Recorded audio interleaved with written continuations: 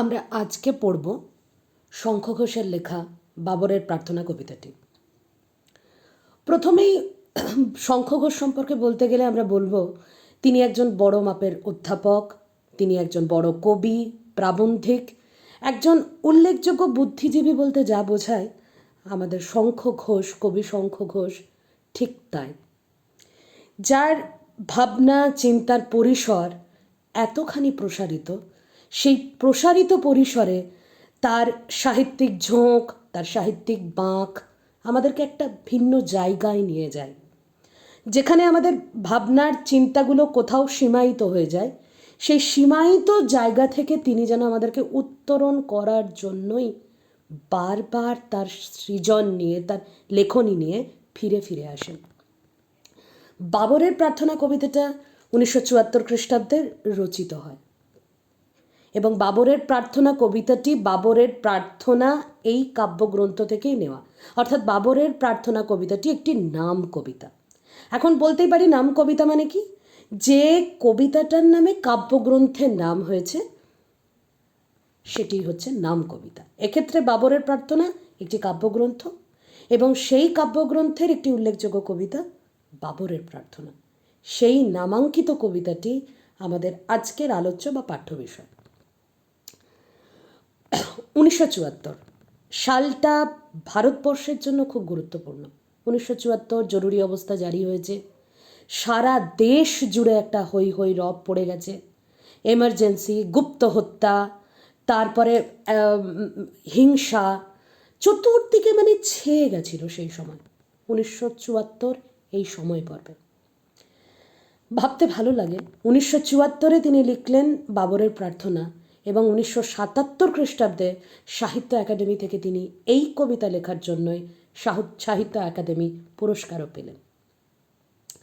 কবিতাটা শুধুমাত্রই একটি কবিতা তা কিন্তু নয়, এমন অনেক হাজারো কবিতা আমরা পড়াশুনো করি, হাজারো কবিতা সম্পর্কে আমরা আগ্রহান্বিত হই, কিন্তু বাবরের প্রার্থনা কবিতাটি কোথাও গিয়ে যেন সময়ের এমন কিছু ফ্রেমকে ধরে রেখেছে, যেই ফ্রেম আমাদের সামনে যখন উঠে আসে, আমরা যখন এর পুরো নির্যাসটা আস্বাদন করতে পারি, তখন এই কবিতার একটা ভিন্ন মাত্রা, কবিতায় একটি ভিন্ন মাত্রা যোগ হয় এবং বহুমাত্রায় এই কবিতার যে ডাইমেনশন রয়েছে সেইটুকুও যেন আমরা খুঁজে পাই।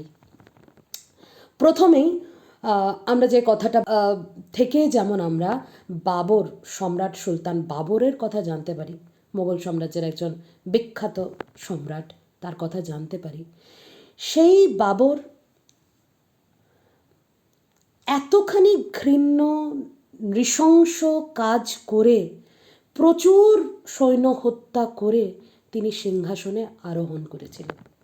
মোগল সাম্রাজ্যের প্রতিষ্ঠাতা বলতে গেলে, প্রাণ পুরুষ বলতে গেলে, তার পুত্র ছিলেন হুমায়ুন। তাহলে হত্যা জখমের সঙ্গে জড়িত হয়ে গেছেন সেইগুলিও পরপর ক্রমান্বয়ে পর্যায়ক্রমিকভাবে লিপিবদ্ধ হয়েছে। সেই বাবরের প্রার্থনারই কিছু অংশ জুড়ে আমরা আজকে আমাদের পাঠ নিবদ্ধ করব। কবিতার প্রথম স্তবকেই অ্যাকচুয়ালি কবিতাটা ভাগ করা হয়েছে 6টা স্তবকে, আর এতে মোটামুটি 24টির মতন পংক্তি আছে। তাহলে কোথাও গিয়ে কবিতাটা খুব বড় না হলেও খুব মাঝারি আকারেরও কবিতা নয়, কিন্তু কবিতার যেটা ভাববস্তু, যেটা চিন্তা ভাবনার বস্তু, তার ডাইমেনশন বা বহুধা মুখ, সেইটা কিন্তু আমাদের বিচার্য বা আলোচ্য। গোটা কবিতা জুড়ে আমরা তারই বিশ্লেষণে আজকে থাকব।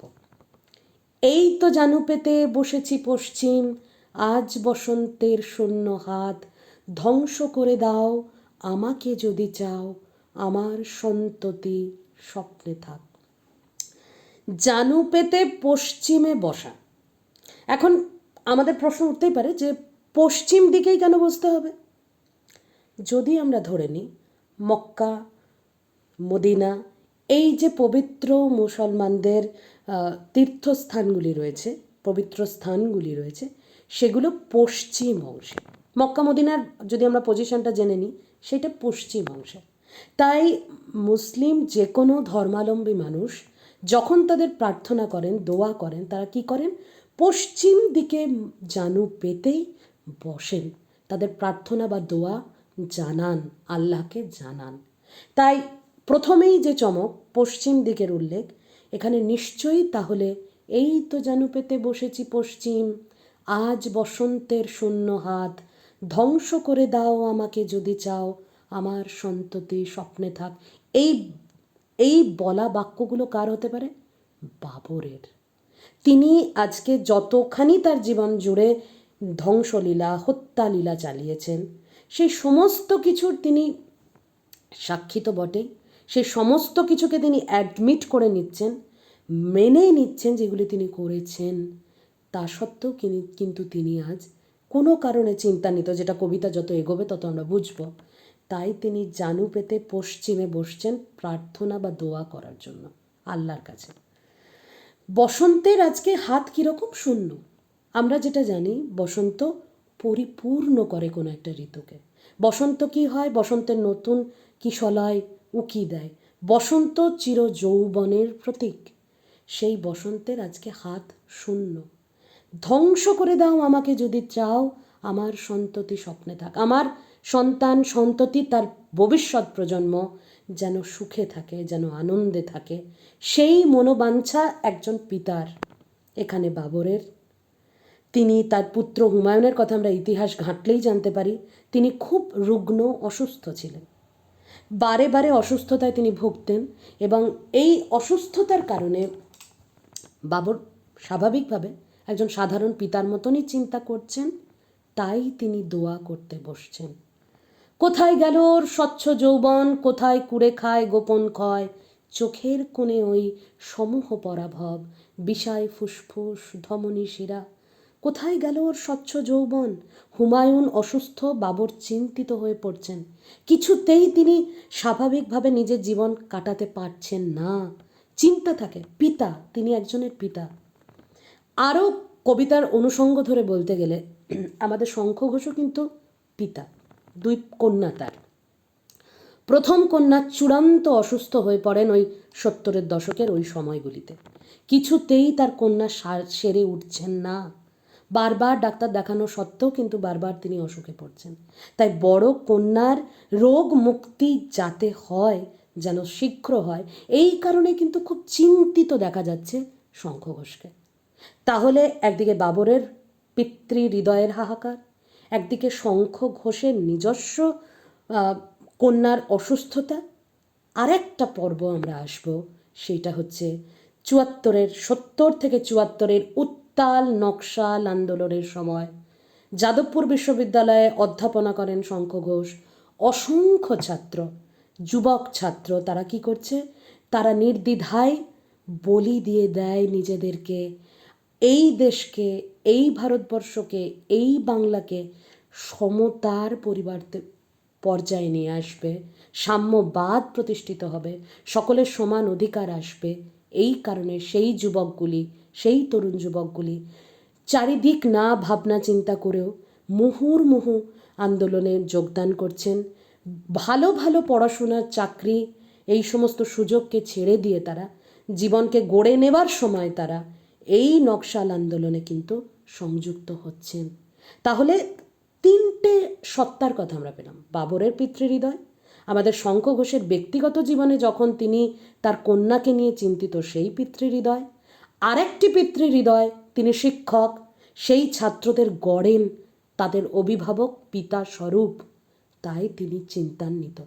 আর একটার কথা আমরা এখানে বলবো, সেটা হলো বিশ্ব পিতৃহৃদয়, যেখানে অসংখ্য সন্তান যদি অসুস্থতায় ভোগে, অসংখ্য সন্তানের যদি কোনো রকমের আঘাত লাগে, পিতৃহৃদয় সব গোটা বিশ্বজনীন পিতৃহৃদয় কিন্তু কেঁদে ওঠে। সেই পিতৃহৃদয়ের কথাও কিন্তু এখানে বলা হচ্ছে। জাগাও শহরের প্রান্তে প্রান্তরে, ধূসর শূন্যে রাজান গান, পাথর করে দাও আমাকে নিশ্চল, আমার সন্ততি স্বপ্নে থাক। কি বলছেন? আমাকে পাথর করে দাও, আমাকে নিশ্চল করে দাও। বাবরেরই মতন আমাদের শঙ্খ ঘোষও কিন্তু বলছেন, আমাকে নিশ্চল করে দাও, আমাকে পাথর করে দাও, কিন্তু আমার ভবিষ্যৎ প্রজন্ম, সেই ভবিষ্যৎ প্রজন্ম শব্দটা উল্লেখ করলেই কিন্তু আমরা এখানে তার কন্যাকেও পাই, অসংখ্য তরুণ ছাত্রকেও পাই, সেই বাবরের পুত্র হুমায়ুনকেও পায় এবং বিশ্ব পিতৃ হৃদয়ের যে পরিচয় কবি এখানে দিচ্ছেন, সেই পরিচিতিও আমরা এই কবিতার মধ্যে পেয়ে যাচ্ছি। এবং তিনি বলছেন যে কোনো কিছুর মূল্যে আমার সন্ততি যেন স্বপ্নে থাকে, শান্তিতে থাকে, এই আশা আকাঙ্ক্ষা নিয়ে তিনি বেঁচে থাকতে চান। নাকিয়ে শরীরের পাপের বীজাণুতে কোনো ত্রাণ নেই ভবিষ্যতের, মৃত্যু ডেকে আনি নিজের ঘরে। বাবর অসংখ্য প্রাণ হত্যা করে সিংহাসনে আরোহণ করেন। কোথাও গিয়ে বাবরের যেন মনে হতে থাকে যে তিনি কি করেছেন, অসংখ্য হত্যা লীলার ফলেই তার পুত্রের জীবনে এইরকম একটা কালিমা, মানে তার পুত্রের জীবনে এইরকম একটা শোচনীয় অবস্থা এসে দাঁড়িয়েছে, যে অবস্থা থেকে কিছুতেই হয়তো মুক্তি বা ত্রাণ নেই। তাই তিনি বলছেন বারবার করে, প্রাসাদের আলোক ঝলকানি সব কিছু পুড়িয়ে দিক, ছারখার হয়ে যাক, শরীরের ভিতরের লক্ষ নির্বোধ যে পতঙ্গ আছে, যারা আগুন দেখলে ছুটে ছুটে যায়, সেই পতঙ্গরাও পুরো ছারখার হয়ে যাক। তার হাতে যে সম্ভার আছে, অর্থাৎ ভবিষ্যতে যৌবনের যে সম্ভার তার হাতে আছে, জীর্ণ করে দিক তাকে, কিন্তু ধ্বংস হয়ে যাক, কিন্তু তারা যেন, হে ঈশ্বর বা হে আল্লাহ, হে মহাপ্রাণ, হে পরমেশ্বর, তারা যেন, সেই ভবিষ্যৎ যেন আমার সন্ততি স্বপ্নে থাক, আমার সন্তান, তার পরবর্তী সন্তান, একের পর এক সব পিঢ়ির পর পিঢ়ি, এক জেনারেশনের পর আরেক জেনারেশন যেন সুখে থাকে, শান্তিতে থাকে। ঠিক যেমন বাবর চিন্তান্বিত হচ্ছেন হুমায়ুনের জন্য, কোথাও গিয়ে মনে হচ্ছে যে তার শরীরে যে রক্তের বীজাণু তিনি বহন করছেন, যে রক্তের জার্মস রয়ে গেছে, কিসের জার্মস? সেই নৃশংসা, সেই হত্যা, সেই হিংসালীলা, সেই যে কপটতা, ছল, হিংসা, নৃশংসা রয়ে গেছে, যে সিংহাসনে আরোহণ করার আগে পর্যন্ত তিনি যে কাজগুলি করেছেন, তার জন্য তিনি অনুতপ্ত। কন্ডোলেন্স চান, তিনি অনুতপ্ত হয়ে হচ্ছেন। এবং এই অনুতপ্ত হওয়ার কারণে কিন্তু তিনি বারবার প্রার্থনা জানাচ্ছেন, দোয়া জানাচ্ছেন। আমাদের ঠিক একই সঙ্গে সেই ইতিহাসে উল্লেখিত বাবর, একদিকে শঙ্খ ঘোষের মতন একজন গুণী মানুষ, যার কন্যা এইভাবে বারবার অসুস্থ হয়, যিনি একাধারে অধ্যাপক, তার অজস্র ছাত্র ছাত্রী, ঠিক ওই প্রতিদিন ওই পতঙ্গের মতন আগুনের দিকে ছুটে যায় এবং নিজেদেরকে ধ্বংস করে দেয় ওই নকশাল আমলে সমতা আনার জন্য, একটা রঙিন স্বপ্নের দেশ গড়ার জন্য। কোথাও গিয়ে শঙ্খ ঘোষ তাদের জন্য আহত হন।